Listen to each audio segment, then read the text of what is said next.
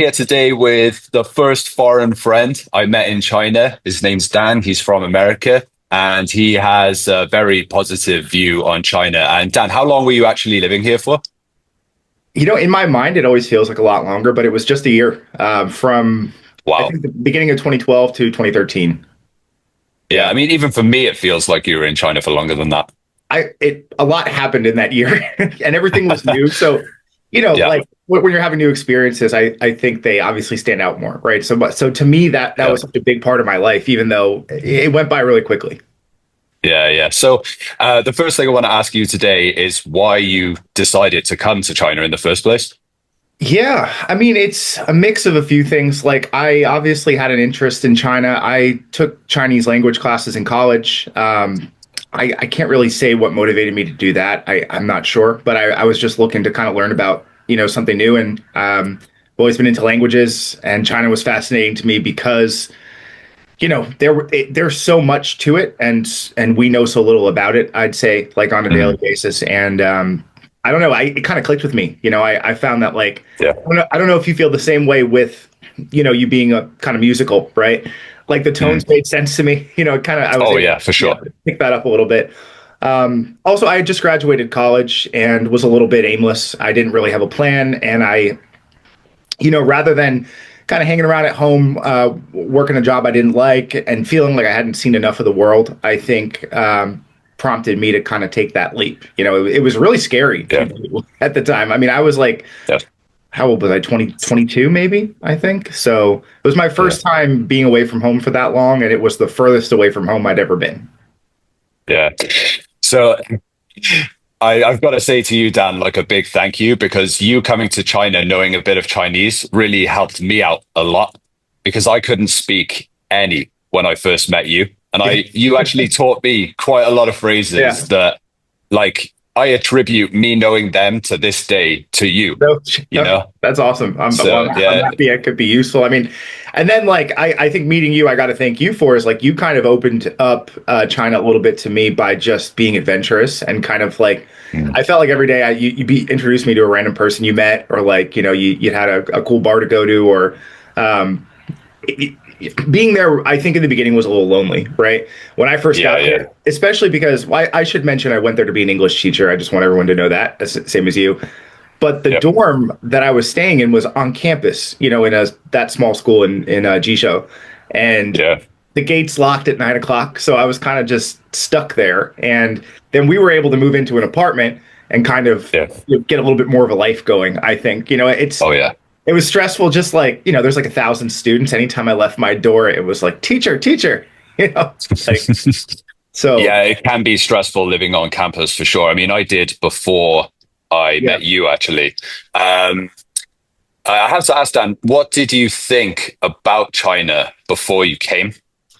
Before I came, that's a good question. I mean, obviously, I was aware of its history. I've always been fascinated by Chinese culture. So I had a positive view. I had a romantic view of China. Thinking of like kung fu movies I'd seen and like old stories and history and things like that. So Mm, I kind of to me felt like another world that I was excited to learn about. I didn't really know much, and then once I started learning the language, obviously, I started learning a little bit more about, like real life in China, which yeah, was cool. And then getting there, I was immediately welcomed by everybody. I mean, everybody was sort of fascinated to talk to me, curious, friendly. The hospitality was really just, I don't want to say overwhelming. It was like, it was a nice surprise because I didn't feel like I deserved it, but everybody was really kind to me, just for being yeah, there from far away. Yeah. yeah. It can be a shock actually having that kind of welcoming kind of hospitality kind of thrown at you, because in the West, we're not used to that at all. No, I'm used to You being know? invisible. I'm just a guy on the Yeah, street. yeah. Yeah. Totally. Yeah. It's funny that you mentioned kind of like a romantic view of China because I totally had the same thing. I recently made a video I put out actually. I went to the Great Wall and I mentioned to the fans that I actually saw the Great Wall in a picture book when I was a little boy. I didn't even think it was real, Right. you know? I don't know if it's like this in the UK, but if you go to a Chinese restaurant, a lot of the times there'll be like a really huge like landscape portrait or something, maybe showing, like the landscape in Guilin or like Oh yeah. stuff like that, and you could just Yep. lose yourself looking at the hills and the water and like, Oh yeah. yeah, it was just kind of fascinating to me. Yeah. And it was like that in person too. So it was a Oh nice yeah, for surprise. Yeah. sure. Because the first place I landed in my teaching experience was in Yangshuo in Guilin. And so it was like immediately, Oh wow. yeah, it was beyond words. It was really like a special experience. Yeah, that's interesting you mentioned Yangshuo because that is still to this day what I consider to be the most beautiful place in this Oh, country. absolutely. Yeah. Yeah, that I visited so far anyway. I'm sure there are others. But the next thing I want to ask you, Dan, is how your opinion of China evolved or your perspective evolved during your time in the country. Yeah. I mean, I think one way that it changed, and this is a good thing, is that I transitioned from, maybe having this romantic view of China, not really knowing much about the place itself, but then really understanding what day-to-day life was like there. And I mean, how similar that is to day-to-day life everywhere. And, just like it kind of just equalized everything for me. It helped me Yeah. understand that like people are people everywhere. And, you know, I was treated there like family, like I would have here. So I think it was Yeah. like good for me and just my outlook on humanity in general. Oh, I for made sure. I made a lot of great friends. I had a lot of great experiences and was always charmed by Chinese people and Chinese culture. Why did you actually decide? Sorry, why did you actually decide to leave China in the end? Because for me, I only planned to come to travel for a year, Yeah. um, And how and long has it been, Tim? it's almost 15 now. Yeah. Yeah, wife and kids and everything. But yeah, I mean, you can see what it turned into for me, right? Like Mhm. I couldn't leave. Yeah, So I mean, it could be that like I think I was younger than you, right? So you yeah, started a career back home for a little bit, and then decided you wanted, new experience, change of direction, something different. I went right after college. I think when I was a little bit lost, and I think going to China helped me yeah, find some confidence.